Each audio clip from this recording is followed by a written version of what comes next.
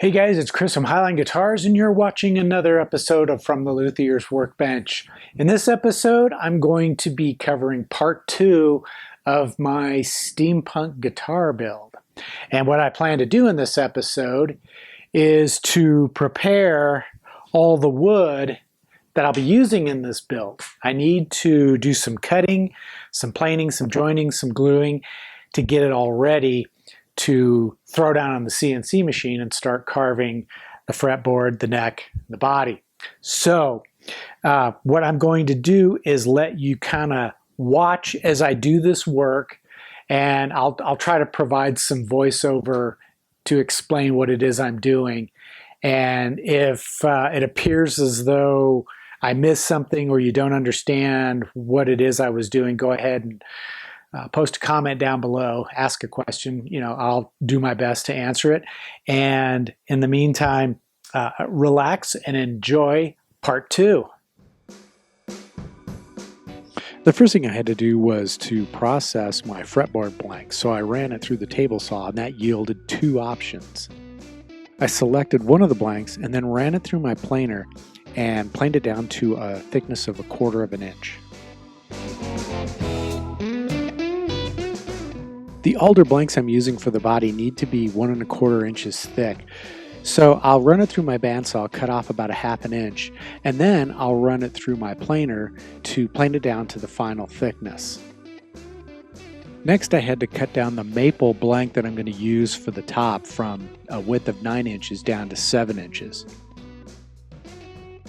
Then I sliced off 3 pieces from that blank. 2 of them are going to be 1/2 inch thick, and 1 will be about 1/4 of an inch thick.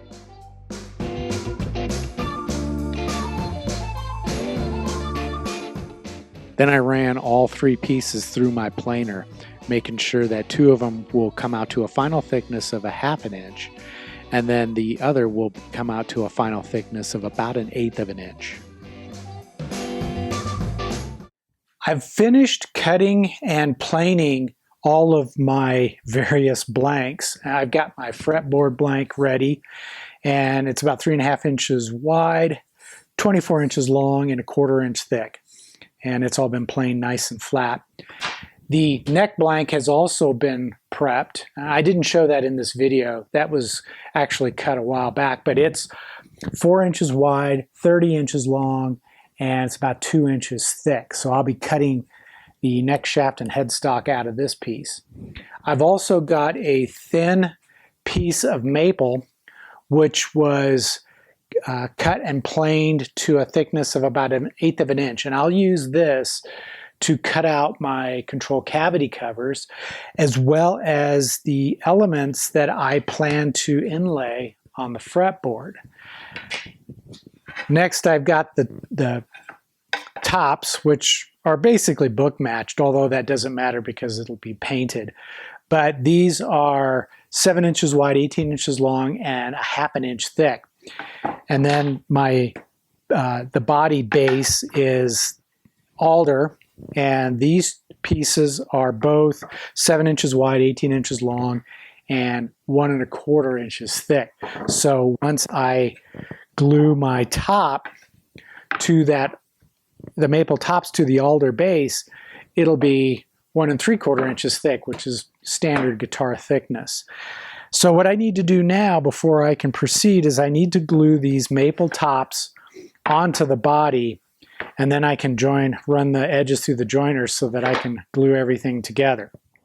To glue the tops, the first thing I did was spread out some Titebond wood glue onto the surface of the alder, and then I brushed that out with a glue brush to make sure I had even coverage.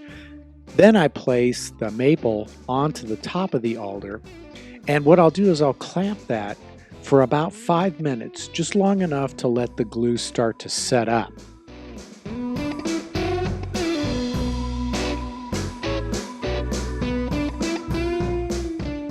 Then after 5 minutes, I'll remove the clamps and then stack the 2 blanks on top of each other, and then surround the whole thing with as many clamps as I can fit onto it.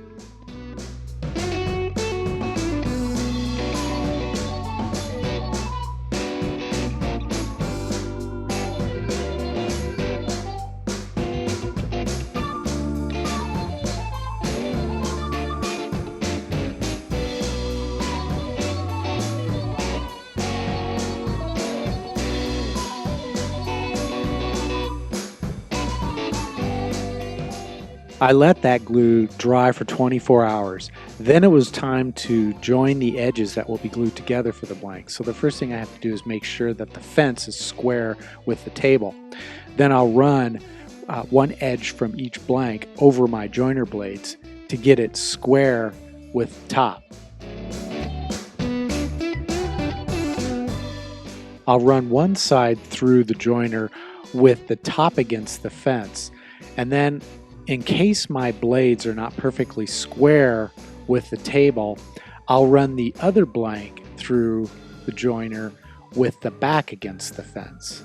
Doing it this way will cancel out any error and ensure that the two blanks will join together square and flat. And speaking of gluing up the two sides, it's pretty straightforward. I'll use Type-On wood glue, which I'll spread out onto one of the gluing edges. Then I'll lay them into my pipe clamps, and before tightening the clamps, I'll use adjustable clamps with a block of wood to ensure that the two sides are absolutely flat to one another. Then I'll tighten the pipe clamps, and I'll let it sit for at least 24 hours to fully dry.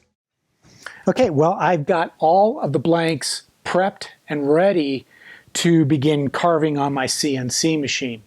And before I do that, I think what I'll do in the next episode is I'm going to give you kind of a taste, an overview, if you will, of what goes into producing and preparing the G-code files that I will be using to cut out this project. And I don't know how detailed I'm going to get.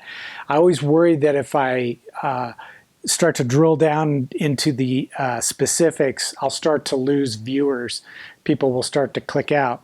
Other folks have told me, no, pile it on, we want to know more. So, you know, it just depends. It can get really complicated.